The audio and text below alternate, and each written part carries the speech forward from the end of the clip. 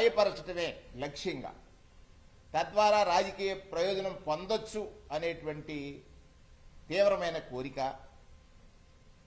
వాస్తవాలు కాని పలు అంశాలని ప్రచారాలు చేయటం ద్వారా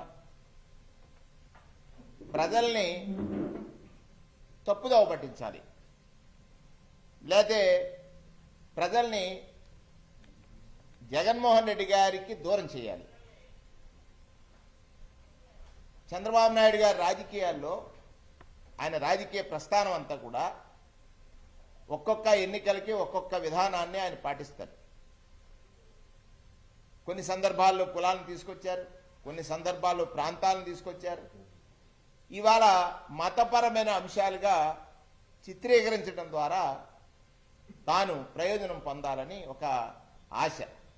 ఆయనకు తోడు పవన్ కళ్యాణ్ గారు, వారి కుమారుడు లోకేష్ గారు.